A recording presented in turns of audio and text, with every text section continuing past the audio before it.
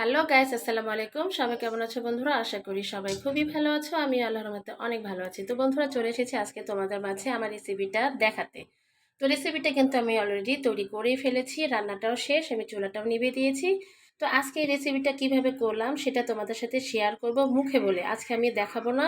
আর এমনিতে বন্ধুরা, তোমাদের কিন্তু সময় হাতে খুবই কম, সেটা আমার মোবাইলে যখন তোমরা ভিডিও দেখো তখন আমি ওয়াচ টাইম দেখলে বুঝতে পারি তোমরা কি কতটুকু টাইম দেখে আমার এই ওয়াচটা দেখো, বিশেষ করে ভিডিওর ওয়াচটা দেখো।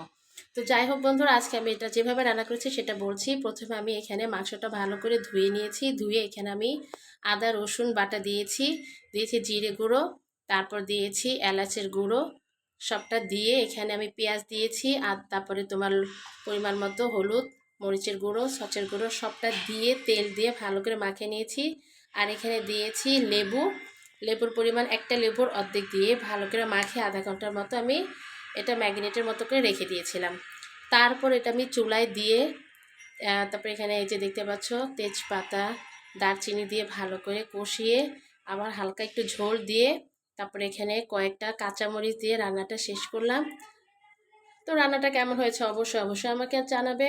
আমি জানি আমি অল্প টাইম নিয়ে তোমাদেরকে ভিডিও দিলাম, আর এই অল্প টাইম নিয়ে আমি আশা করি তোমরা পুরোটাই দেখবে, যেহেতু খুব শর্ট টাইম নিয়ে তোমাদের সামনে এসেছি।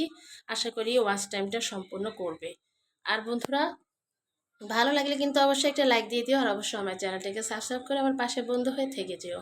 আর পরবর্তীতে যে কোনো ভিডিও আপলোড করি না কেন সেই জন্য কিন্তু পাশে থাকা নোটিফিকেশনটা অবশ্যই দেখবে, আর হচ্ছে বেল আইকনটা অবশ্যই অন করে রাখবে।